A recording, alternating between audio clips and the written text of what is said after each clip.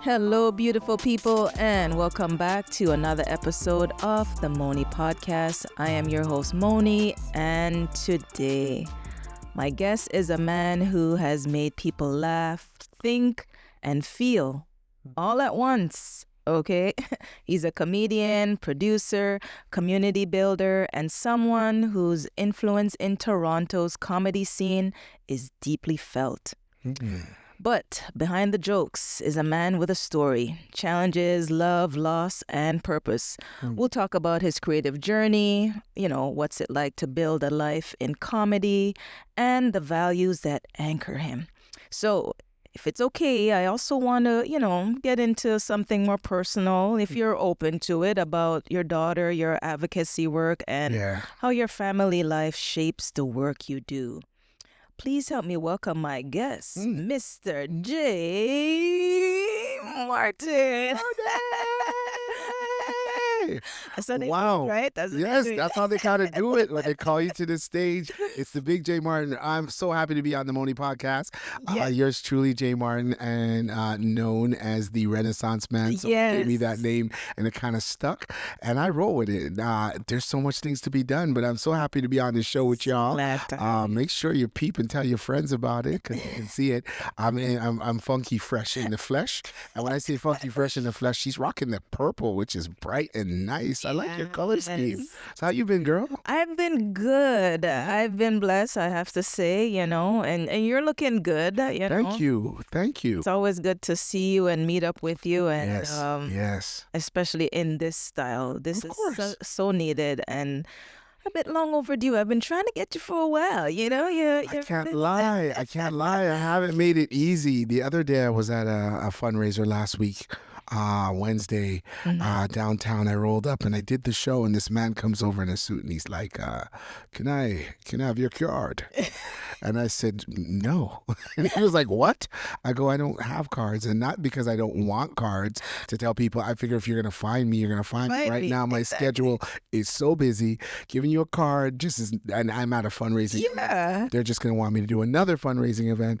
And not that I don't do them, but I want to make sure that they get vetted and I can do the right ones with my time. Oh, what you say you can call it? No, card. No, he said, could I have your card? I don't know what a card is, but it must be like a business card. That's how he said it. I was dying. I was like, okay, sir, how about no? But we're here. It's been a while. Our schedules match. I apologize if it wasn't up to speed, but we're here now. We're here now, and that's all that matters. That's right. You have a story, and I just want to talk about, you're more than a laugh. I want to get into the comedy, your courage, fighting, and for your daughter, and so forth. Let's start with. When did you first feel that comedy was your calling? To be honest with you, it's funny. I'm doing 30 years. Let's start off by saying it's been 30 years that y'all have been supporting your boy doing comedy. The first thing I did 30 years ago was a wedding. I was nervous. I was like, why did you pick me to be your MC? And she goes, you have a sense of humor. And I started the jokes there. Yeah. And that's where it started. But it really started before that. To be honest with you, I faced a lot of hardships as a child. Like, not your average hardships. Sure, my parents divorced at 5. My mom, when I was born, I wasn't even aware of this. I laid on her pelvic bone that allowed her to be somewhat crippled with her walk, which I didn't know because when I'm born, that's all I saw. And if you guys have seen the movie Usual Suspects with Kaiser Sose and his foot is kind of turned, that's how my mother used to walk. And I used to say to my brother, man, I wish she could run. And he's like, she used to run, but until you were born. And I didn't even know that it was the way I was set. Later, unfortunately, we had some hardships with my brother passing away at 12. Drowning unexpectedly at Heart Lake, Professor's Lake, so to speak. And then when I hit 15, my mom diagnosed cancer and unfortunately passed away. And the funeral was on my 16th birthday, which my dad didn't really remember. So there was a lot of hardships before getting into my adolescence and being a young man. But I noticed when I walked in high school, there were some friends that I had that didn't know how to react to it. And I would walk down the hall and I'd see them kind of duck into a hallway. Yeah, not just not to avoid, not that they didn't like me. Yeah. So I figured I'd make them laugh and it would make them a little more comfortable. And that was the start. That's where it so in high school, if anyone knew me going into high school, I might be sociable, but after that point, it just turned right up. At basketball games, life of the party in the audience, cracking jokes, rapping, music. And I was fortunate that my older brother is a rapper, Juno Award winner, Mr. Metro. He is one of Canada's biggest rappers. Yes. He's like KRS-One and all the big rappers at the times. Him and Maestro Fresh West came out at the same time, and he brought me on tour with him. So I learned to learn the music and the stage from a very early age. I was leaving high school to go down to Much Music to perform, singing backgrounds. So even though I was shy demeanor, so to speak, the church boy, Sevy boy, going to church every day in my suits, didn't have no jeans, but I rock jeans today though. I was going to be on TV. So he forced me into the limelight, but I didn't know that comedy and that would eventually save my be here life. calling. Yeah. Wow.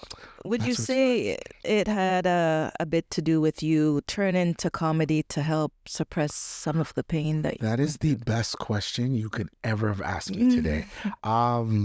Truth be told, and I don't want it to be a pity party because these are the things that anchor you. And you ask everyone, how do they get to where they are? It's the narcs, it's the chops. Everyone who says, yeah, Miss Scratch me, Yes, you they see, remember you the battle remember. that they went through to heal. And I've always been healing. At 18, I'm in high school and I get this little pain in my back and I'm like, what is it? But it gets bigger and bigger and more stronger pain. And I'm like, to the touch, you can't touch it. And I've come to find out I was diagnosed with shingles. Shingles is a disease of old people. I had it at 18. And when I had shingles at 18, the doctor was like, hey man, you have two choices. One, dead. Two, stop internalizing all of your pains and your stress. Wow. So that was the healing. That laughter saved my life. No ifs, ands, or buts. No doctor in the history of the world would ever diagnose a 17-year-old kid with shingles. It just doesn't happen. I've never heard. So I had it at that age, and I had a lot of things. Like I call myself the 1 in 10. There's a UB40 song called "I Am a 1 in 10," and I used to say I'm the 1 in 10 because weird things happened. And I realized that was the legacy of me feeling like you're special. There's always someone that goes, how are you special? Some people can sing, they're lyrically inclined. You know, you got Vibes Cartel selling out 3 concerts in an hour. That man has a skill. Do you know what I mean? Mine has been adversity that had me to get to where I am.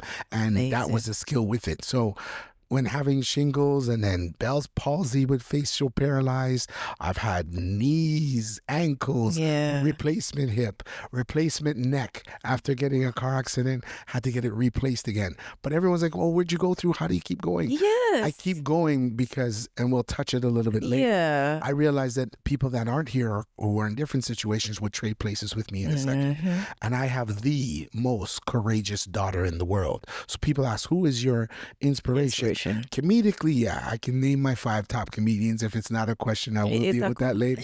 But my inspiration to keep going when adversity faces me at its best would be my daughter. Your daughter, watch her chuck along, and man, I'm like, you don't want anything that happened to you to happen to your children. But I think she's even faced more operations and adversity than me. So sorry, I know that might have been a little long-winded, but I'm on a coast, I'm on a flow. I'm going to let y'all know because I don't want to forget till later.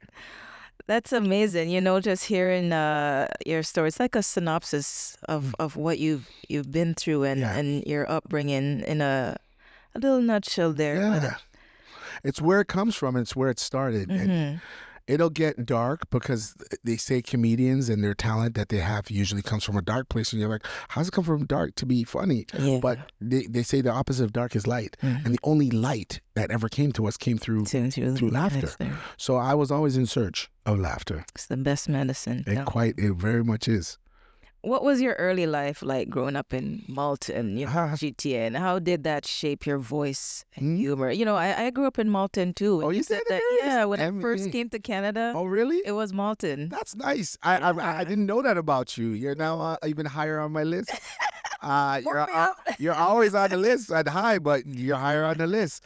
Malton is everything. Yeah. It was everything. And for me, it was everything. It's so weird. I celebrated a birthday last week, but my longest friend in history, we met in grade 1. Really? And We're you're still friends to this day. Wow. To be I love honest those with friendships. Love those ones. when Mom passed in 86, his parents filed for adoption for me. That's how close Close you were. right? And they wanted to make sure I was taken care of. But we talked today, and his sister was dancing with me for a routine. So if y'all check out Instagram, you'll see me dancing with a girl, and I've known her from like she's a baby, and we danced together. But Malton is everything for me. Yes. It's everything that I've known. I drove past my grade school, my middle school, my high school. There's nothing I didn't do there. People that I've met. It's a unique town. Like, again, we were there from when I was little, when there was just Italians. They're like, I'm from Malton with the Italian accent. Yeah. And then a bag of West Indian move in there like, I'm from Malton. And now a bag of East Indian. They're I'm from Malton. So we went from pizzas to patties to samosas. It's not a racist joke. It's a big one.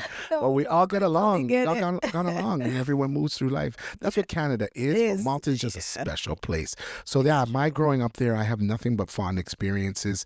You know, yes, family losses, but the people, the relationships, the sports, the entertainment, the way we rep for our city. Shout out to all of the other Maltonites, Tricks, and of course George Strophanopoulos, and all the rest of the big people then from Malton. Big up yourself, Baby Blue Sound Crew. Baby Blue. All of these people came out of God. this little nutshell, which they used to call Mississauga's armpit, Kawilikolan with Talawa. But big things, Paul Coffee, hockey. It just goes on and on and on and on. Yeah. It's very proud for that little square footage of town to represent that. Malton is known. I'm I telling you. never knew you were a Malton. I'm proud of you, When I girl. first came to Canada, that was where my parents lived, good. close to the Westwood Mall. Yes. Westwood Mall. But don't get it twisted. Malton, though it's small, it had its regions of madness. Being an adolescent, if I had a girlfriend and she came from Scarborough, I would send her all the way to Yorkdale so that she can go on the Malton 58 and come past my house. Because if you sent her through Malton Westwood Mall, them yard man are riding them bicycle, Everybody. a lot, and I take away your things. And you're like, but where did you go? And she's like, I don't know. I didn't go anywhere. You went somewhere. Somebody took you on a PD day, and it wasn't me. So that was like Malton. They thief your bike and your girl. That's what the thing said. That's on a PD day. Totally. Oh, man. You know, was there ever a moment that you almost gave up or doubted yourself? And if so, how did you push through? You know, we've all had those moments. Oh, man, there's too many of those moments. Like doubting yourself. And it's funny because, again, when you lose the people that you love, it's the first step of depression to go, doubting yourself. But I just had such a good team around me. Shout out to my church, Humble Beginnings. Nice. They showed me the love of God and how infinite his power is, and it, truth in believing in prayer. People, every time they hear me pray, they're more... Two things I do that the people don't know I do. Yes. That they're most shocked at is sometimes when I sing and when I pray, and they're like, "How does he pray like that?" Well, I've been praying for so long, and I instilled that in my mom. Even when I was very, very good at soccer, it was sad because I thought it could take me anywhere I want to go, but I wasn't allowed to play on Sabbath. So I would go to church and kind of begrudge church because I was like, "You're taking me away. They want me to do Pathfinders. They want me there Friday to Sunday." I was like, man, I couldn't do anything. I didn't even go to Caravan until I was a big man. Like, I never even see. Really? Everybody's telling me I go down to the white puppy. I've never been till I was a big man. So it was, when I say to answer your question, church foundation would never let me give up. Prayer never let me give up. Great ambitious friends. Like, I have a circle of what they call the mandem that we know that this doesn't exist in other fields. You know what I mean? We have like 10 to 12 guys that are still tight to this day, and not tight like when the mandem say, "Oh, my mans are tight," like literally tight. That's which good. led us when 80% of them went into university. So you just were like-minded to go to university. Yeah. Which I did. Like I probably would never have went to university if my friends didn't have weren't going that there. influence. You know what I mean? That's good. Accountability, fatherhood. You know, I remember even when I had my first child, my friends them had an intervention being like, "You're a dad now. Yeah. You can't run a street." Can't run a street. Like they pulled me up on the street to be like, "Jay, you got to do that." So when you have those kind of brothers with you, making you accountable for what you do, that just allows you to be a better person. To push through and the doubt just kind Those of... doubt times, they're there. Trust me, they never change. And I'll get into it. Like I worked in the corporate world. I left. I went, you know, freelance. I was always doubting, can I do this? Can I, or do I have to go back to corporate? And here I stand 17 years of just being working for me, and I've done pretty well for myself, very well. to say the least. You know what I mean? Very well. That's amazing. I like that brotherhood circle that you mentioned. It's so tight. It's so rare. Massive we is so need tight. that, especially with the young men nowadays that are growing up in the community. Definitely. And it's what it is. Like we'll watch the news and we'll see 10 to 15 people in hoodies smashing up a jewelry store. Yes. And that's somebody in the crew of people to do that. No, of course we're guys. Sometimes we might ride a bike. Someone might grab a bike and take it. But nothing in terms of my crew going out there taking things that don't belong to us. You know what I mean? It wasn't in style for us to rob come do those things. It's things. True. So, I've never seen it either. It's just recently I've been seeing a lot of those videos. I'm like, what's going on? How did you get 20 people in unison to go bust up? Go do that? Yeah. No fear. They just do it like, take that, like it's mine. Like, oh my gosh. It's just a sad world, unfortunately. But it is what it is. You know, in the beginning, you mentioned the title Renaissance Man. You know, you've been given that title, Renaissance Man. Not just a comedian, but producer, event creator. How do you juggle all these hats? You know? First of all, shout out to my man Eddie Williams, who gave me the name. He's Eddie, the go-to man. He goes, "I'm not going to call you J. Martin no more, or Laugh Doctor. I'm calling you the Renaissance man." And I said, "Why?" He goes, "Because the Renaissance man just does a lot of things. It's and true. I was like, "Oh, okay." I actually didn't really understand the concept at first, and then I started to realize, you know, I've written books, a book, movie, sitcom, a dinner play. Yeah. It's just trying my hand at what I can do.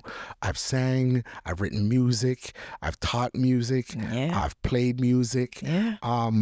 Acted. I'm featuring, by the time this gets out, I probably will be on Office Movers, the TV show. Where is that? Crave. Netflix? It's on Crave. I play a role of a pastor. I don't want to leak it, but I play a role of Pastor Errol. Should be good. And it's gonna be good. Now your church might not be happy with what I do with the pastor role. I just read my script. Don't condemn me. I hope it comes out before I do your church, because they'll be like, "No way, that's not Jay," but it's just acting, people. That's but yeah, it's a great acting experience. So there's so much things that the Renaissance man does. But I appreciate it, because what this city has done is they've never looked at me and be like, "You can't do that." Yeah. They were like, we believe in you. Exactly. So even in your intro, I was listening to it, and you were like, "Yeah, the city looks to this guy to do these things." The experience is an event I did where it's a food inclusive, and I brought John B, an artist, outside on a golf course. Just nice elements of things that people like. And I can't lie, a lot of my influence has come from Jamaica. Like every time I go to Jamaica and I go to an event, I'm like, Canada has no clue. But shout outs to my Bandy Bandit, who does Sunset and he does Rehab. And I know he goes to Carnival and does, you know, those things with those soca brainwash guys. But until you experience like a Frenchman or, you know, any of the events that happen in Jamaica, you're just like, what was I thinking? Like, I went to Frenchman on January 1st. I hosted the Brampton the Brampton New Year's Eve gala right at down the street there, and 4, 3, 2, 1, and they let off some firecrackers, and I was like, what is this? And less than 12 hours later, I'm standing at Frenchman, and you hear Frenchman, drones, $100,000 in firecrackers. This is where the party began. I'm like, you are joking. What is this in Canada? I'm going like them a big first world country, and I'm like, yo, that was worth the experience. I went to Frenchman last year. I can't even afford to go to Frenchman this year. Like, I'm just like, this is madness. Once in a So lifetime. when I go to Jamaica, to be honest, when anyone says, what are your influences? That's where my influences You get a lot from there. You know what I mean? Yeah. It will touch why I'm so much in Jamaica a little. Yes. But yeah, I took on two business opportunities in Jamaica that are doing well. And again, the Renaissance man, so to speak, I hate doing the third person, That but it's title the fits. ability to take on a new project and use your reputation that precedes you for that project to become successful. Renaissance man. I love that. It's a title that fits you well. Thank you. Your comedy and your creative process. I want to touch on that because I've been to a lot of your events, a lot of your shows. And how do you write your material? You know, like, do you draw mostly from personal experience or observations? Tell me a little bit where you get some of your things. Cause Listen, that's such a good way to explain it. Comedy, of course, is really what our minds are and what our experiences are. When I first started, I would write jokes like that. Like, okay, what's funny? Write it. Okay. And try to produce it. But then as I got older, I realized that people would just steal it. Like, mouths would just steal your joke. Big time. Especially the way you tell it. So you'd be sitting on stage hearing the joke. Yeah. And I was like, this is crazy. So then I started to do what you said, make them my own life experiences. Like, you need to have a son. You need to have 3 daughters. Yeah, to run the jokes. You need to have what I've been through. Like, even the neck operation that I had, I wrote a catheter joke. And you've had to have a catheter put in you to understand. It's not fun. But when I do it, I'm explaining it, like how the lady is just shoving things into your things, and I'm speaking in tongues. And I'm like, tell him, I thought you said this wasn't going to hurt. And then she goes out another inch and another inch. And I wanted to kill her. Like, it's just explaining that. So if you're a comedian that's never had it, you can't steal it. And if you do steal it, everyone's going to be like, that's Jay. Yeah. So I started writing anything that happened to me. And because I think weird things happen to me makes my material that realistic. But the process, as you said, it's different. As everyone on camera knows, and who knows, my secret ingredient is my material is clean. Yes. I do not it's true. curse in my material at all. That's true. And Benny asked, why don't you curse? Yes, it's my upbringing. However, 2 reasons. Number 1, I tried it. And that was the one night someone was like, that's not authentic. It probably didn't fit you. You were just like, I said, let me try it. It didn't work. And the second reason why I do it is because you can get unclean comedy everywhere. It's true. But for the clean mind, the religious mind, where's their fun? I want to be their fun. Yeah. And that allows me an opportunity to step into spaces that they can't go. Exactly. They try. Trust me. They think just because they don't say an F word that the joke is clean. That doesn't make the joke clean. It's using words that are fine. Like here, I use the word catheter because it's a medical term. And you both and everyone who's watching will understand. No other comedian would have said that. They would have said D word, that word, that's put true. it in my this, and use adjectives to describe it. And that's not my style. I always think, all right, my mom's watching. Yes. Could I do this? Yeah, there's stuff that I borderline or I let your mind go there. That's the key to writing material. So my creative process, to be honest with you, backyard again. I go to Jamaica every October and I write a whole new hour or a whole new 45 minutes while I'm there eating mango on the porch. And I'm like, here we go. So the material, and I don't want to write just Jamaican material because I want my to be diverse. Just Sunday, I performed at the Yuck Yucks for the Nubian show. Big shout outs to Kenny Robinson, 35 years in the business. And the joy was making white people like really bend over because they're just like, wow. You know what I mean? So my material, even like we're talking now, I learned a big lesson when I first started. I'm going to tell you quickly. My first ever public show, I did some private things, was at York Event Theater, and it was hosted by Russell Peters. And way back, and he said, when did you start? And I said, today. And he's like, no way. And proceeded to take me like on tour and open for him all over for the next year and a half. Yes, yes. But what I learned from him is your character and your voice comes out in your comedy. So we all know how to speak patois. Yeah, and even Russell Peters. Well, he certainly knows how to speak patois. But yeah, because he lived with a Jamaican guy, big up Marlon, and taught him how to eat. And his name was Marlon, and he gave him bully beef and gave this Indian guy all sorts of stuff. Now he knows it so well.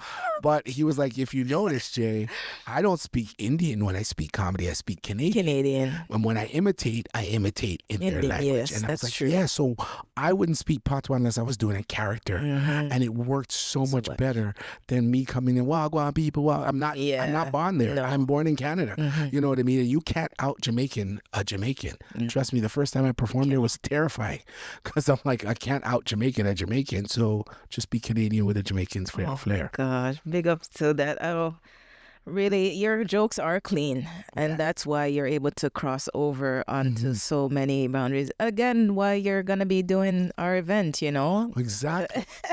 Exactly. They look at who can we get, and I heard he wanted me there, so yes. I'm happy. You see, well requested. So, how do you balance being funny and being meaningful? You know, sometimes you have that side to you where you just kind of. Vroom. Yeah. Yeah.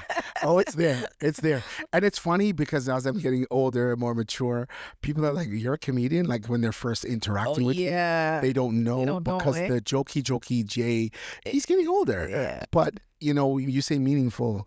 It's now the delivery. Like I watch myself performing now on tape as opposed to then. And I was much more physical and more facial. Yeah, and now I just know that the joke is so confidently funny that I don't need to do all them little so it meaningful. It's funny, when I was a comedian, the worst thing that started when I started was comedians were misinterpreted as jokers. Clowns and off stage, yes, off stage, general, yeah. Clowns are just court jesters. Hey, look at what I can. Yeah, and they're some of the most intellectual people I've ever met in my life. No joke. And I always wanted people to know that I'm smart, and that was the charisma behind it. So when you say, well, how do I separate from different? It's how you feel right before you go on and change your tone. But when I come off, it comes right back to take it easy, Jay. You know what I mean? It's that guy. I love that. Really, really love that. Have you ever performed a joke that you regretted doing later? And how do you decide like your boundaries? You kind of touch a little bit on it, but did you do a joke and you're like, shouldn't I say that one later? Absolutely. Yeah. Really? Absolutely. I'll never forget the day. There was so much problems with it, and I'm so glad you asked the question. I don't even think it's been on tape to be addressed. We were doing this Ice Cream Summerfest. It was a big concert at Budweiser now, 13,000 people. And between acts, me and another comedian, Tricks, were telling jokes. Tricks, yes. And we're like, let's do a sound clash. Like, we'll split the whole concert facility, 8,000 versus 8,000, and we'll play music. So we went hip hop. When we come out, we'll do hip hop. When we come out the next time, we'll do slow jams. Next time, we'll do, soca. And then we end it with reggae. Okay. So when we got to reggae, the DJs were picking the songs. Right? Okay. Not necessarily me, but he played Flex for Tricks. Yes. And the place went nuts because we had done Dirty Wine and then it went Flex. And the place went nuts. But we all know what song comes after Flex. It's Boom Bye Bye, and my side had Boom Bye Bye. So they played it, but it was like Boom Bye Bye, and they wheeled it. And the crowd went mad. Oh. Coincidentally enough, it was Gay Pride weekend. Uh-oh. So it wasn't like to diss them, but the song disses them. If you know culture of music, there's the words of the song, but there's the vibe and the rhythm. Correct. Like they were caught in the conundrum. So I was like, stop. I can tell that the crowd was, half of them were yaying about the tune and the other half was like, yaying about that. Yeah. And I was like, nobody feel no way. Them have a big party going over there, so are we there over here, so? But I wasn't segregating us. I was just saying how it's going. Yes. My dear, the next day, funny enough, Trix and I were both booked in Jamaica to do a show. So we flew down, and I kept hearing, oh my gosh, this community is upset with you. And I'm like, upset with me for what? Like, there's a tape showing you what happened. Yeah. And to be honest with you, it rubbed a lot of people the wrong way, to the point that a year later, and I'm going to say this to let you know how you never know who you affect when you do comedy. I was performing at the time Don Jail for Black History Month. Yeah. And it wasn't for the inmates, it was for the guards. Okay. And I remember being there with Dwight Drummond, and I did the jokes. He spoke about growing up in Jane and Finch, and we were finished. We were eating jerk chicken, and one of the guards was like, "Can I speak to you for a second?" I'm like, "Sure." And she brought me around the corner, and she was like, "I've been waiting for the day for you to slip up so that one day you're in jail, I would break a stick in you." And I said, "What?" And I was thinking it was like, because she was smiling, like, "You're so funny. Can I have a word with you?" Yeah, you just were. We almost walked out a hot stick. And she said this, and she was like, "I was at that concert, and I was offended." And I was like, "I understand your offense." Yeah, you had the chance to explain. Explain it, but I never, ever, I didn't choose this song. I never did it. I wanted to calm everybody down. And I'm like, I'm not homophobic in no way. Yeah. In no way. But it just went across the community. She was like, "They're going to ban your shows." And you asked if I ever told a joke. I wish that never happened. Yeah. Don't get me wrong. I'm not saying I came unscathed, because I'm still scarred from it. Yeah. Because thank God I never had a speeding ticket or a drunken drive and ended up there, because then I wouldn't understand. But to truth be told, as I grew up, at first I was like, I can say what I want.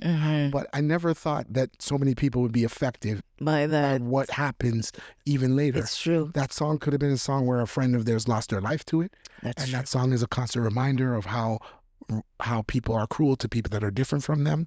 And that was it. So I realized that my platform, though it's amazing to get parties and shows and concerts, it's just as much that you have to be careful. Yeah. There's no gay joke in it. No. But for this sensitive world, and I don't mean then, that was very wrong. We're in a sensitive world right now. Yes. So you have to be careful of what you say. You can easily be canceled. Yeah. And you don't know when someone hates you without you even knowing. And that helped to change some of the ways you approached afterwards. Oh, big time. Yeah, you're just big time. Yeah. I just was like, okay, what can I say? Even when I went to morning radio, I realized that what Jay can say, and even my co-host can say, are two different things. You know what I mean? Because it's perceived differently. Yeah, I think that's a good question. I had to tell that story. I'm glad you were able to share. So officers, please, if you pull me over, I'm good. Don't break nothing in me. And that's me putting it nicely. Oh my gosh. Oh man. What's one performance or show you're most proud of, and why? Oof, there's so many. You've done a lot. There's so many. But I can say there are two that were defining. Like they were when I was like, I know I want to do this, but they were defining, and they were one after each other. The first one, it was in the same building, the Hershey Center. The Hershey Center was 5,000 people. Yes, Hershey Center. I wanted to do it so bad. I remember they had concerts sold out, SWV, Tony. And it was packed. And they're like, you got 5 minutes, and they kept pushing me. And then Tony was there, but Raphael Sadiq, the lead singer of Tony wasn't there. So there was another guy singing It Feels Good, this, that. And I had material, but they put me on after them. Okay. And the people were noticeably upset. And I was like, Wagwan with Tony Phony. And I was like, when they sang It Feels Good, it never feel no good. They went nuts. And when they sang It's Our Anniversary, somebody needs to give them a divorce. And every shot I shot, the crowd was nuts. feeling it. Yeah. And they loved it. They loved it. And I only had like about 6 minutes. And that was the time where anyone that was there was like, who is this new guy? And then I got booked to do the gospel concert, which I will never, ever, ever forget. It was Donnie McClurkin, Yolanda Adams, and Kirk Franklin. Yes. And they did a tour, and I got like 30 minutes in a church crowd. Yes. And when that church crowd roared, if you ever seen that movie Maximus, yes, all it, that's what it felt like to hear 5,000 people roar. Yes. You can feel it. Like it's like a lion. And amazing. that was it for me. I wanted that all the time. All the time. Like I was like, this is a big thing. Shout out to my boy Leroy. He put on that show and gave me that 30 minutes and kind of changed my life. Can it change your life? Yeah. Oh, that's amazing. I'm just smiling hearing your stories. I just picture myself. I'm a storyteller. You know what I mean? Yeah, it's a vibe. It was a vibe. They were like, what? I remember I did a joke about me almost getting beat up by a kid in high school as a hall monitor. And the kid that wanted to choke me, they called him CM. And I'm like, what's CM? And the other kid said his name is CM. It stands for condensed milk because he's kind of slow, which is hilarious because then I start telling them how slow. Yeah, it comes out of the thing. You got to blow into the can to speed it up. And this is what he uses for his last name. So when I said, dear Lord, I know I'm going to go, but it's my time to go, but please don't let me die in the hands of a man named condensed milk. The crowd lost their mind. It was just, they were just dying. So I like bringing the experience of being a Jamaican Canadian kid and telling you what the developments of life is. And you have some jokes, man. Thank you. Yes, I'm gonna write some new ones for the church one. No, yeah, I'm gonna write some new ones. And bring back some classics because I will. No, there's some classics. Yes, there's definitely some. I don't know exactly how it goes, but it's when you said the young boy was praying. Yes. Oh, that's my all-time favorite. It's a killer. It's a killer. That one, I love when you do that one. And it's so he gets so deep into the prayer. By the time I wrote that joke, my son was literally in daycare. He's 6'2" and 17 now. People still the joke. That joke is a classic. I'm like, it must be a classic. Oh my gosh. Because the accent and everything you do, I'm like, that's exactly how it is. Oh my gosh. I laugh. I love that one. Gonna bring it down a little bit. I want to get into your family. Sure. Maybe some loss and your advocacy work. Yes. You know, you've been very open. I've seen online about your daughter. Is it Jalissa? That's what you say? Jalissa. Her lupus journey. Can you take us back to when you first learned about her diagnosis and what that moment was like for you as a father? Wow. I'm going to be clear. This is facts. Jalissa was always brighter than kids. And every parent says, my kid is the brightest kid. But literally, no ifs, ands, or buts, Jalissa was reading like books at 3 years old. Yeah. By 4, she's in kindergarten reading to classes. Like she was always ahead, with her schooling. So that being said, she got like the award for valedictorian in mid-grade school. She was reading her valedictorian speech in middle school, going to high school. And I was tape recording her, and I'll never forget it because it was the same night that the Raptors had a draft. And I was having my friends them text me who they were drafting. They were drafted Terrence Ross that year. Yes. And as I was taping her, I noticed, like I zoomed in and I noticed she had like this little lump on her on the side, yeah. So we're like, maybe it's a bump. She brought her to the doctor and he's like, nah, it's not a bump. Let's, put you in an appointment to sick kids. So we go down to sick kids. They do all these testing. And I'm like, you feel okay? She's like, I feel fine. And we were driving back from sick kids, me and her. It was just me and her. And they were like, hi. My phone rang. I'm like, hello. And they're like, hi. Them times you could not drive with your head. Yeah. And they were like, I was like, hey, like, are you Jaleesa's dad, Mr. Martin? I said, yeah. She goes, we're going to need you to grab a bag and come right back. She's not going anywhere. And I'm like, so we came back and we didn't know what it was. They brought her in 2 more tests. And they first thought she was diagnosed with Hodgkin's cancer. Okay. So we were worried because I lost my mom to cancer. And even the day that they were giving us the diagnosis was the exact anniversary day of her passing. Yeah. So it was a hell of a lot to deal with. And I don't know, maybe because it wasn't cancer, not that lupus is any different. They're kind of like a family. It's your body attacking it. A lot of people watching are like, what is lupus?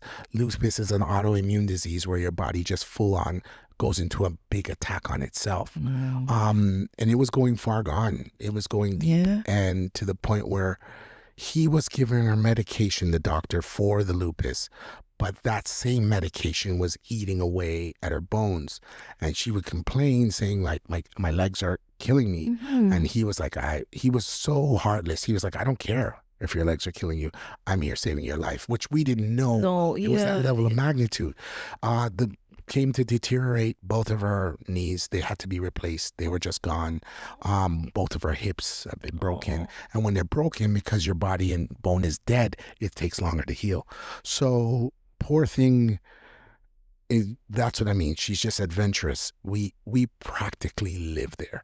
It was to the point that the mandem that I talk about put together an offering kind of for my parking because I was there every day. And she never once like questioned God as to why me.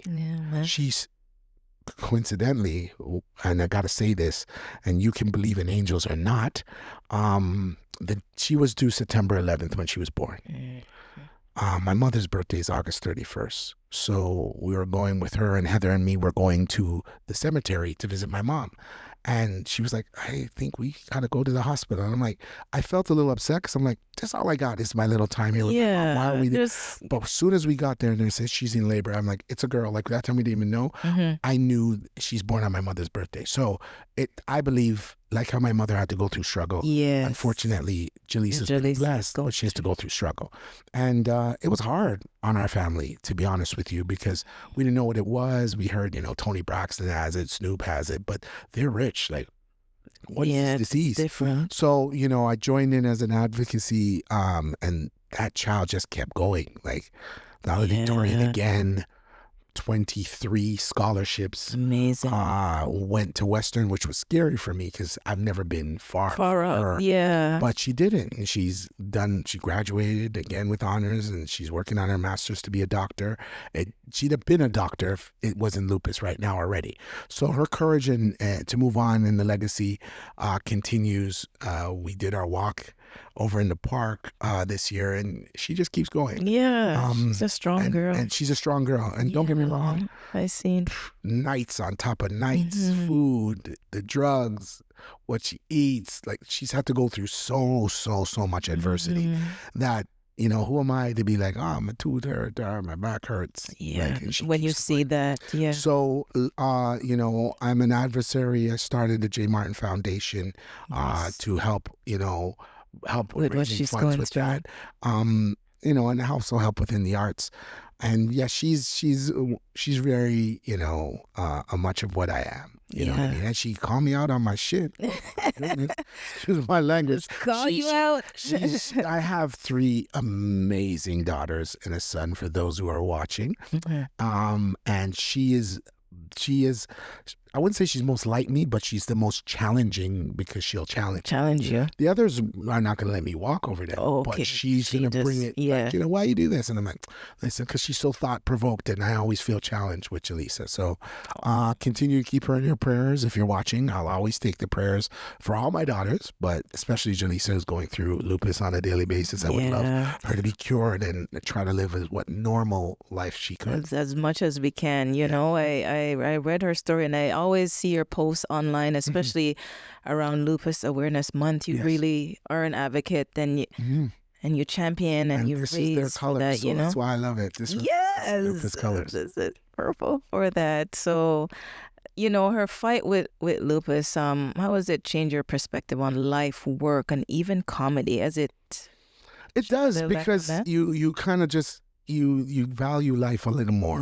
You Yeah. can't take things for granted. You know what I mean? And your celebrations are so much big celebrations. Like, I'm a public figure who wants to be a private figure, which knows that you can't be a public figure without being a private. I can't be a private figure in public.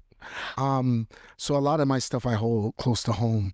But to be truth be told, like, dealing with these issues and using it in your favor because you're Yeah. popular. Like, people were showing up on the walk just because. Just because. You're Jay Martin. I Yes, saw yeah. the walk and I bought the Had to T-shirt support, and I wanted yeah. to support it. And Definitely. she raised I think she raised the most Most. out of I all can of the imagine. group Yeah. for that. And I didn't have to go fund me. They just walked. You know what I Yeah. mean? And the people that showed up in the Love. morning and the T-shirts, they're just like, I didn't even know they were coming. Yeah. That's the That's true good. blessing of what I do in That, comedy. It yeah, allows it. that helps with your perspective on life, work, and that's amazing.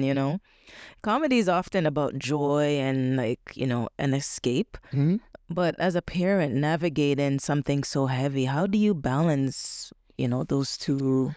All my kids are phenomenal. They know what I do. They do a lot of parenting each other. Yeah.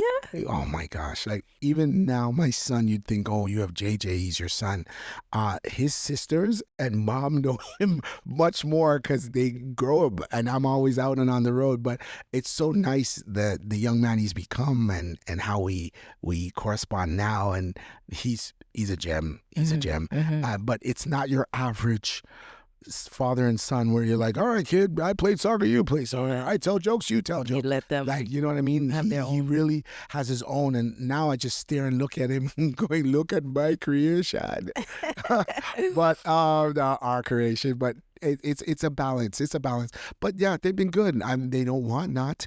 I make sure then my kids get everything that had I been working a 9 to 5, they get if they need. They're humble. They realize that certain things happen when daddy's year is good, at the time of year is good, birthday time, different times. They're always happy with that. So it's good.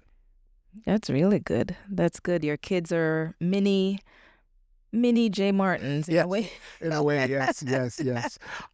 Shout out to my daughter Kiana, who I love dearly. She works with foster kids and at the bank. Everyone has their own. And Shalina, the oldest, she's a teacher and she's getting married this weekend. All So right. I'm so happy and looking Nice. forward to. Congrats. My older daughter Kiana too. She's married too, so I've got to walk two of your daughters. down the aisle, Amazing. which is awesome. And I'm looking forward to it. Jaleesa, hurry up, I get married. Well, I'm going to do That's a something 2 for 3. at the wedding because I'm going to dance with all three of them. Yeah. Father-daughter dance, and we worked out a little routine. Our hopes to go viral, but I get to dance. What father gets to dance with all of them? That's true. So I love that. You're a girl I'm a girl dad. dad. JJ, I'm sorry. I'm a girl dad. I love my son, definitely, but I'm a girl dad. They're all awesome. I like that you take pride in that. That's Yeah. really good. Need to see more of that. Yeah, guys, be girl dads and get out there and be proud of your daughters. You've done walks and fundraising, as you mentioned, for lupus awareness. Why is advocacy so important to you personally, though? Personally, I just think, people don't understand the struggles, the late nights. Like, the why me and her are close is because we're always up at 2, 3 Yeah. in the morning. those late When I come in from a show, That's she's when it the gets first rough. person I see, and that's Yep. when it's rough. So the advocacy is so important for people to know that other people take for granted just waking up, take for granted just having, food and certain things. So I don't want to be the guy that takes that for granted. And I want everyone to know that this is not easy. So think about all the people that go through different pains and struggles, what they're dealing with. What message would you share with other parents who might be dealing with a child facing chronic illness? Wow.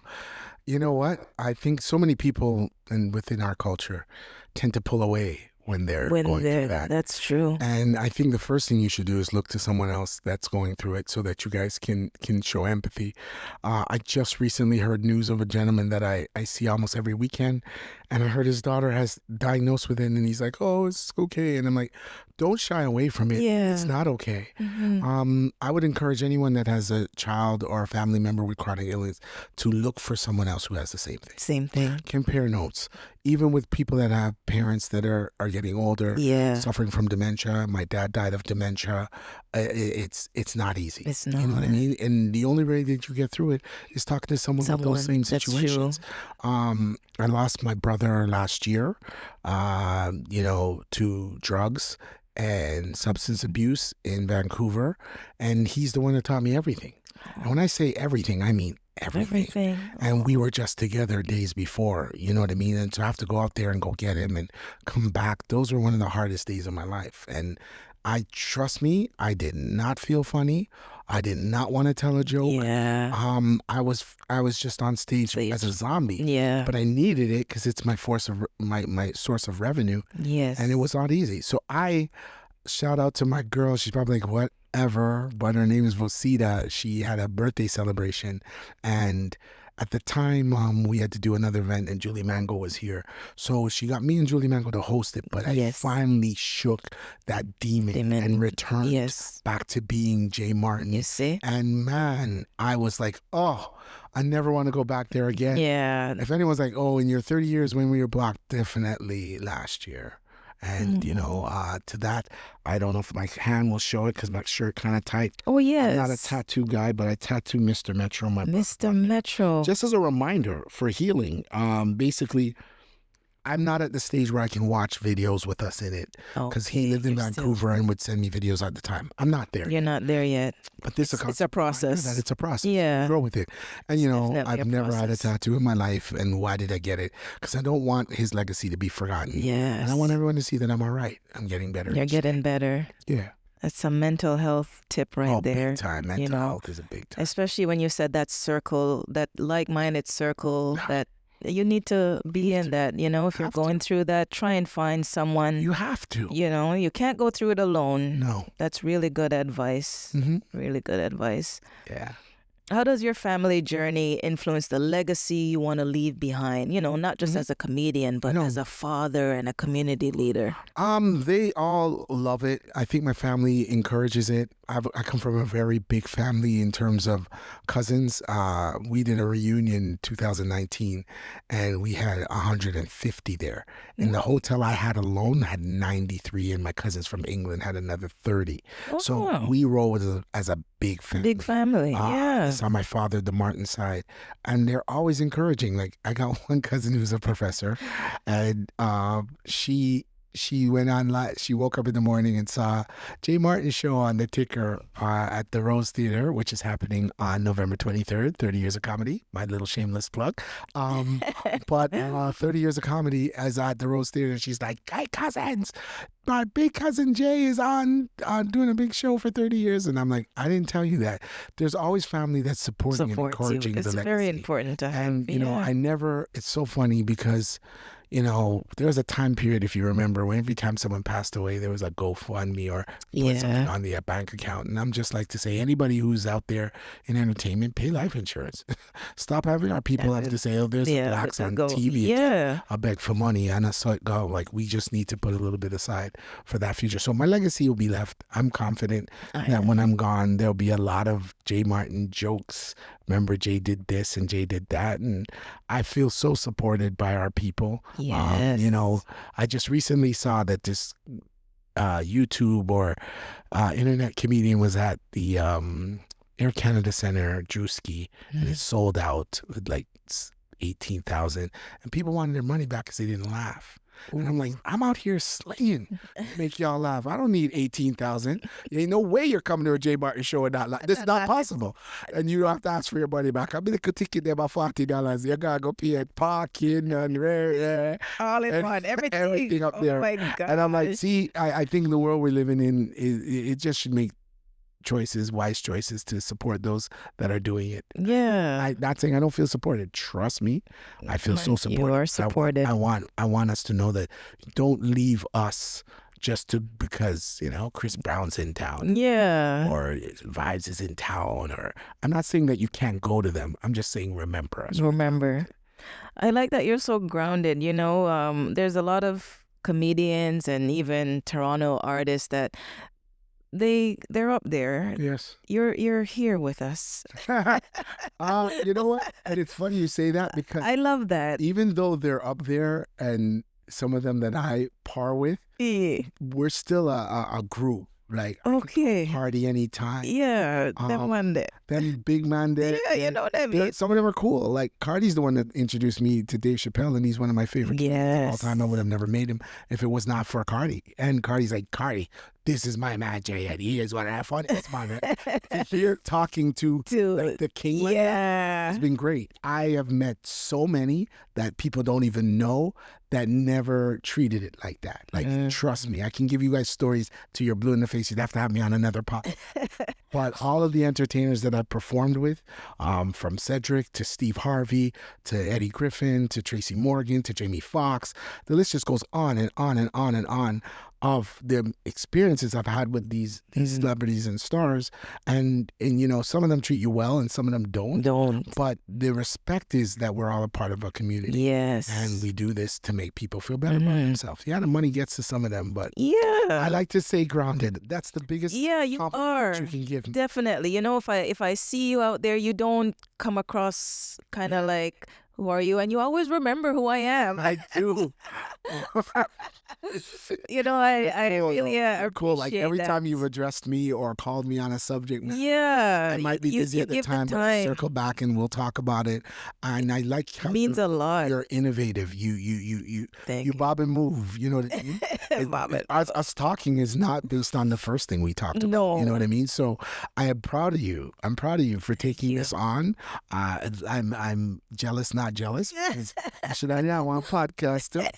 But it's coming, and I came here to see how y'all do it. It's definitely gonna come. It's coming, yeah, man. And I wish you nothing but renowned success. Thank you so much. And everyone to tune in and keep getting guests that are bringing that level of energy that people want to see. That's the key to it. So if there's any way I can help, I'll try my best. Oh, yeah, I'm gonna reach out to you. But you kind of touch on it a little bit. I want to know who are some of your top all right, comedians that you look up to. I'm going to give you my top 5. Let me feel them too. My top 5's not everybody's top 5. All right, here we go. I'm telling you right now, some names you might be like, serious? Yeah. My top 5, believe it or not, doesn't have Richard Pryor like everybody else because I never saw him.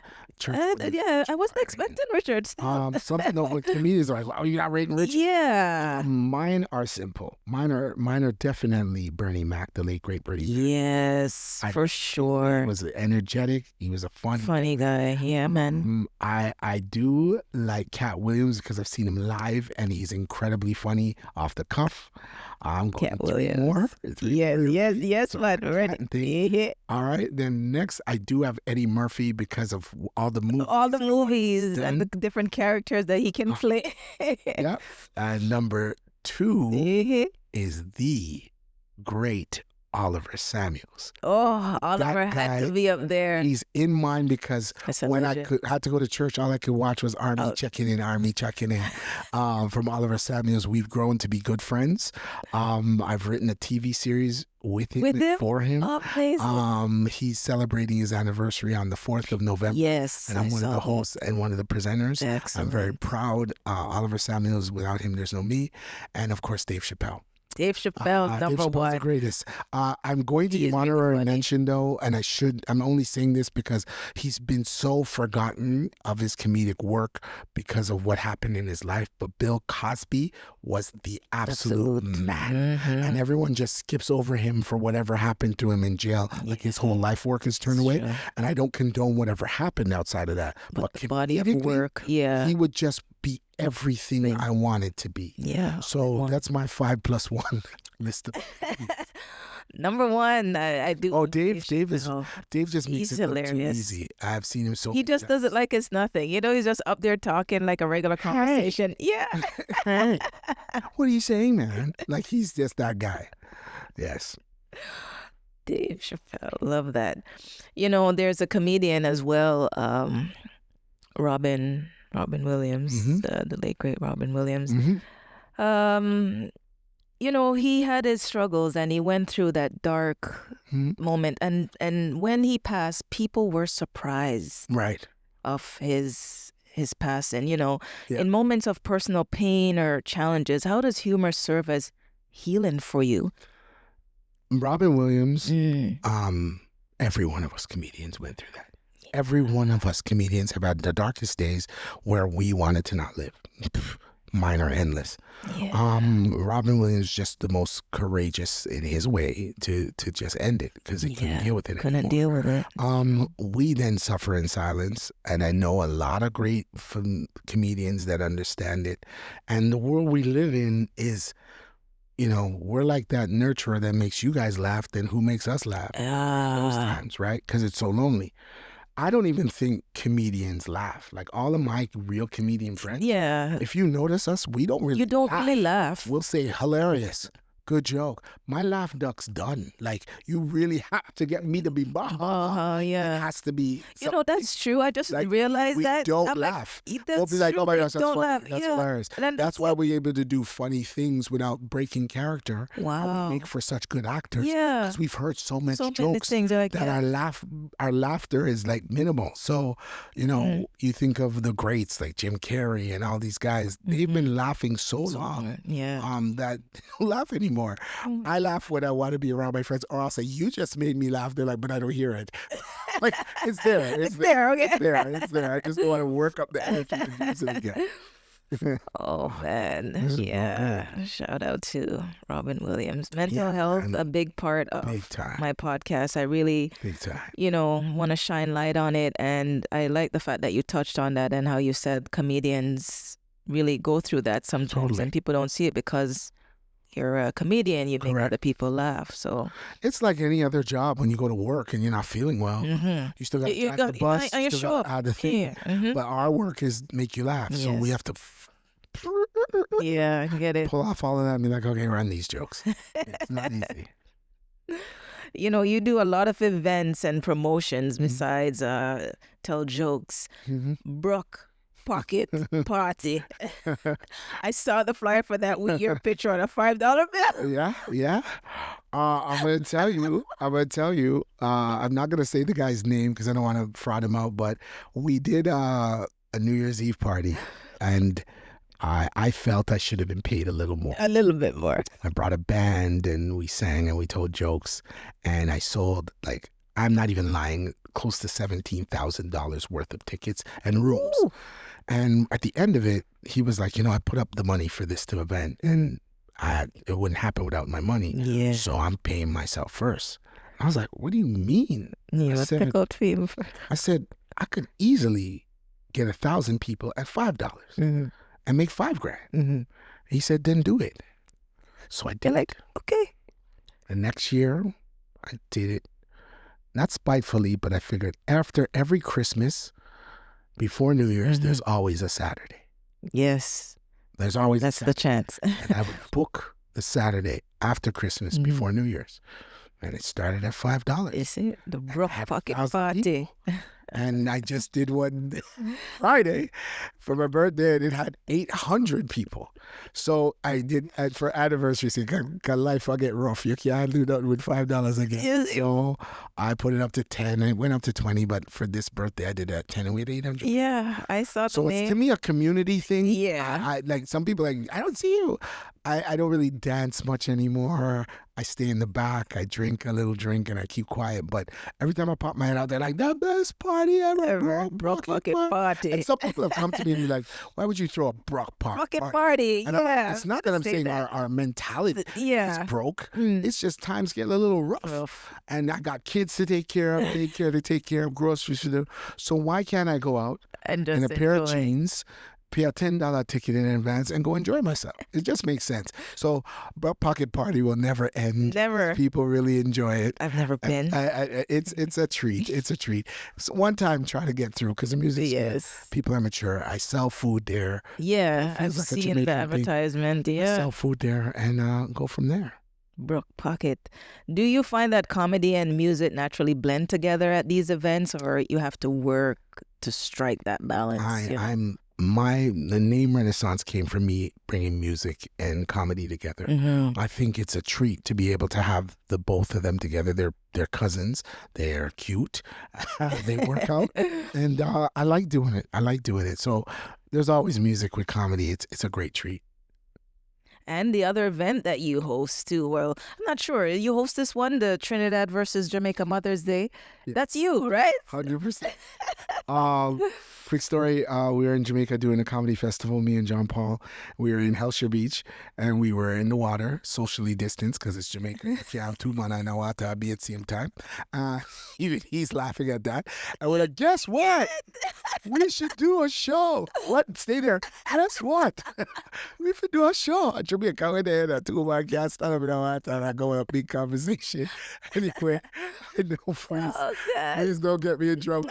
But, we were there, and we should do it, and we did it, and it's going on 22. Yeah. We do it every Mother's Day. Every Mother's Day. Lupus, and people look forward to it. It's been hard though, because again, I keep that show clean up. Yes. And some people think clean is just not bad. With this year, one lady meet me in the parking lot. Mr. Martin, you have somebody didn't curse, but they talk some vulgarity. I don't like it. And I'm like, okay. So this year, I'm going to make sure that everyone knows that clean is clean. And church people come. Come out. And I want Mother's Day event. Always. So thank you for plugging Trinidad versus Jamaica, hitting 22 years this year. It's a big deal. We want to get into your legacy and your impact. What influence do you hope to leave in comedy, community, and family? I hope to leave the J. Martin Foundation, which will be a legacy of people who are in the arts that have the opportunity to do bigger things. When I was young, my dad used to say, how can you be a master of trade, jack of trade and master of none? They wanted you to be one specific thing, and I am definitely not one specific thing. Nope. So I want to make sure that when my foundation is built up and going, that we are going to recognize individuals that are multi-talented. I want my family to be, board of directors to help run it. I want to be able to leave a legacy that laughter is there. And I know it's there. I'm not calling me out. I'm getting older. I'm not retired. But I want to leave a legacy, and I think we're doing a good job of it. Doing a very good job. I am shamelessly plugging my real estate aspects of J. Martin Villas, which I've opened up last year in Ocho Rios, two villas. Amazing, really? Side by side. Yeah, you go to jmartinvillas.com. Comes with a personal chef if you want him to hire. Really? And we are booked solid. Like, we're 2 houses booked solid. Oh, the chef is amazing. It's right in Ocho Rios, and it overlooks the whole situation. It's beautiful. So I plan to expand that across different countries.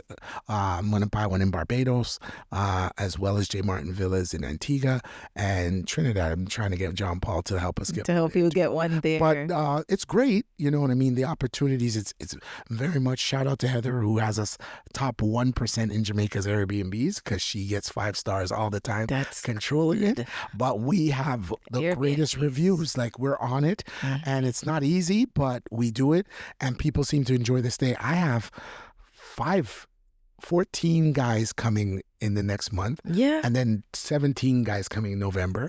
Then 24 people book up coming way in advance. Yeah, I gotta buy houses. Oh my have my chef cook shit down all kind of.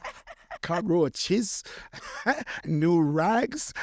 We go to every detail. So please, people, if you're going on vacation, try thinking about going to jmartinvillas.com. Oh my gosh, that's really good. Yeah, you're doing so much. Kind of ties in what I was gonna say. What are you currently working towards? Yeah. And that kind of sounds like you're looking to expand those areas. I'm looking to expand those areas. I have also the rights to a vodka company in Jamaica called 3 Kilos. We just touched down there last year. It is a beautiful blend of vodka, and we shipped over 20,000 bottles there. So we're just interacting and coinciding with some of the people. We all know that Jamaica's a rum country. Stop telling me this. I've been having it sop on my head from I'm a baby. But 3 Kilos Gold is a beautiful bottle, pristine, premium vodka that we have offered out in Jamaica, which I am a part owner of. So I take advantage of these opportunities so that they very nice. One of them boss, as they said, and I don't have to work anymore. No more.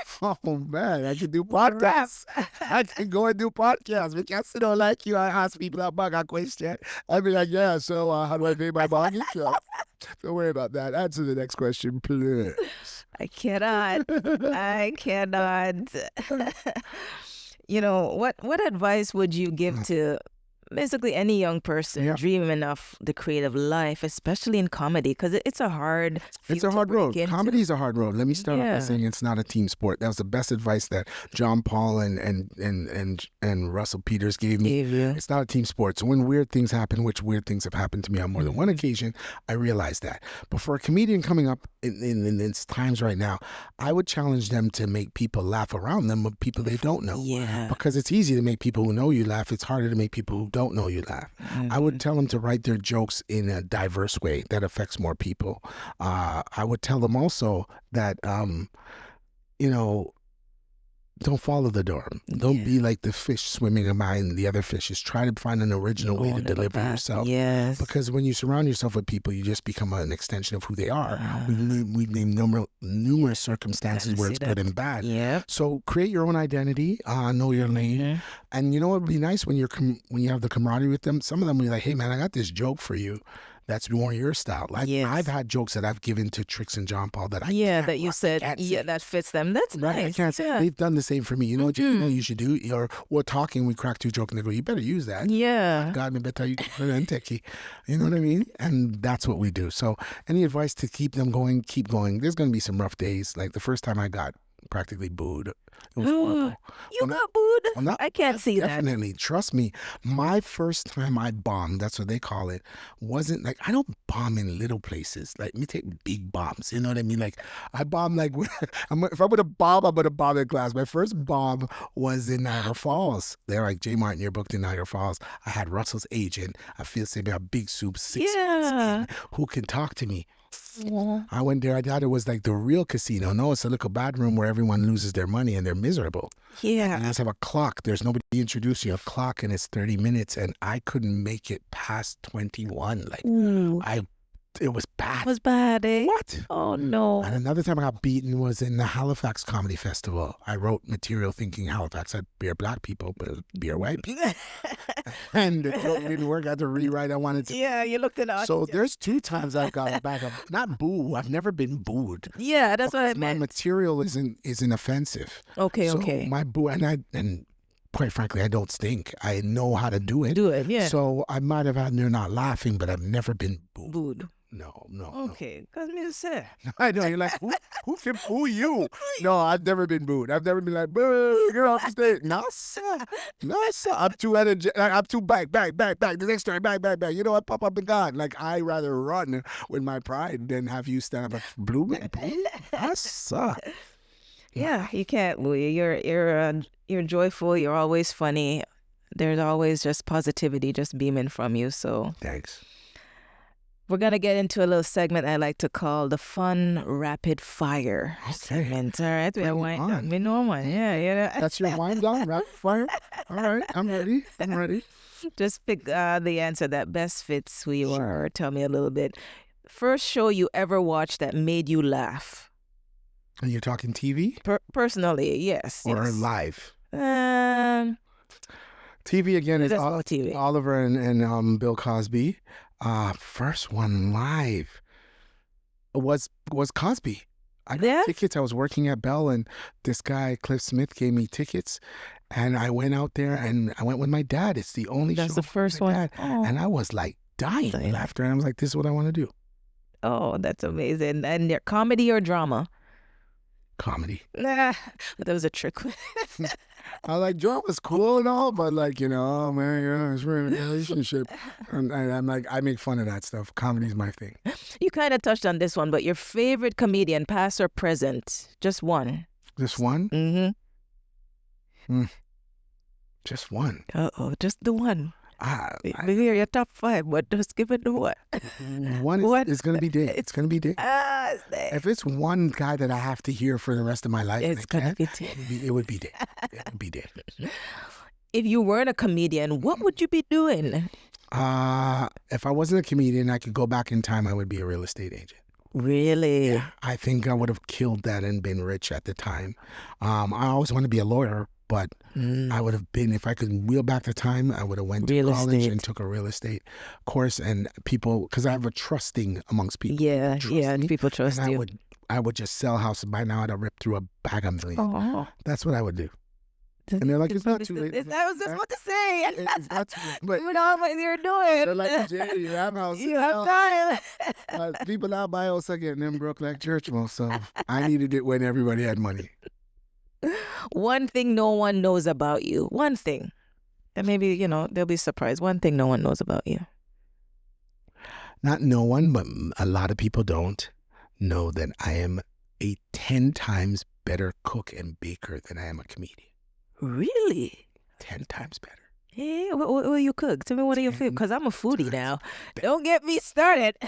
10 times better. Okay, what dish you get down with? Like, what's your favorite dish I can't make. Really? Dead serious. You can make stew peas? That's my favorite dish. It's in my fridge now. All of the Jamaican food, but icing cakes, baked cakes. My mom taught me everything. So she was just about to open a restaurant when she passed away. So I'm lazy now, but I used to make pawty, cocoa bread, bun, rum cake, everything from scratch. All of that. You got to get back into that. No, man. Like buttery cocoa bread. Let's not even get to my oxtail and gold. It licks people down. I am a 10 times better cook than I'm a comedian. Every one of my friends know. I love that. Yeah, man. That's my thing. Big up foodie. I'm a foodie. I not only food, I can make it and it's bad because my kids will be like, "Can you make toast?" I'm like, "Mom can't make toast like how you make toast." I'm like, "It's toast." And it's toast. I was just about to say, how you make toast then? But the key to toast is buttering it directly when it comes out of the toaster. So many people put it down on the table. Yeah, and I'm like, no, I bust the corner right on it on fresh butter, and they're like, "See, just the toast is delicious." Simple things like I just can cook. I really. I make gigantic pots of rice and peas and white rice shelly without no problems. Like there's some people it's too mushy or it's too this. Yeah, just right. My cooking hand. Just right, dude. Yes, just right. Love that. And a dream guest you'd love to have on stage with you. Ooh. You just love to share the stage with them. You'd be like, oh my gosh. Because I've shared anyone. So many. Like you guys have no idea when I host those. You've had quite a few. I'm just trying to think too. Like I used to be that way with Brian McKnight. I met him so many times. I opened for Barris so many times. I was the same way. Barris, Torres. I've done them so many times. They know my jokes. I don't know who would I love to share the stage with. My goodness, that's such a good question. I should have answered this already. I think, I've done the Bryans and all those big artists that are now, wow. You know what? I'm a big fan of. Yes. Would be surprised.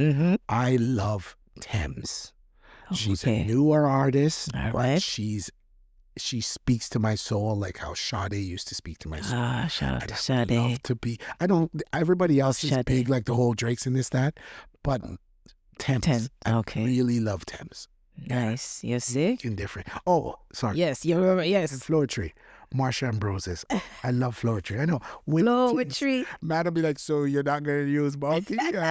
No, I love Floetry and I love definitely that girl that I love Floetry. Even Coco, I've done New Year's Eve with from SWV. I've done so many events with so many artists, so many celebs. Oh my gosh. That's why that was a hard one for you because you're like, oh my gosh. So many. Like I have pictures with so many of them. It's ridiculous. You're blessed, truly blessed. Mm-hmm.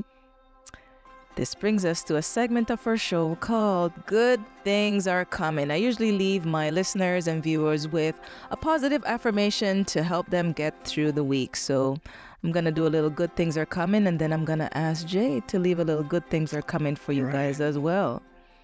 So good things are coming because laughter carries us through darkness and connects us to one another. That's pretty deep.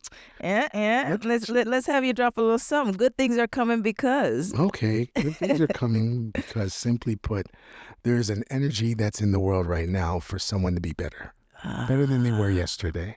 And it starts with each day. Love that. Walking a better step, doing a little bit more, because life is not promised. I'm a walking representation of life not being promised, because everyone around me that I've loved in my family is almost gone, siblings and people. So I say this speech or this poem at the end of my show. I say, live for tomorrow, because we not live for today. Yes. Right? And I say, before Netflix and chill, 30 inches of snow flurries, let's get back to the Monie Podcast series. I love that. Good things are coming. Good things are Snap to that one. Jay, thank you so much for being so honest, so, vulnerable, hilarious. This conversation showed us not just the comedian side of you, but the man behind the laughter, your love, your struggles, your heart. Truth. You've given so much today, and I hope you guys were blessed by just watching this or even listening and possibly taking notes on everything that he said. Oh my goodness. Taking notes. I want to thank you for getting me out here and putting me in an environment that's comfortable. Yes. Clean and tidy. You see it. Very well put together. I wish nothing but the best for you. I don't know how long you've been doing it, but I know Thank you. It's something new that I've heard about, and I wish for nothing but success for you. And being here, being able to be vulnerable and actually tell my truth, I hope someone actually grabbed a little piece out of it. Exactly. And decided to say, well, Jay did it this way and did that. And nothing's perfect, guys. Trust me. But the fact that I tried, no one can't say I didn't try. And nothing beats a trial but a failure, my mom used to say, and I am definitely not a failure. Not a failure. So thank you for having me. Thank you so much for being here. Really, really appreciate your story. And to everyone listening, remember that your story matters in all of its glory. Bye for now. See you next time.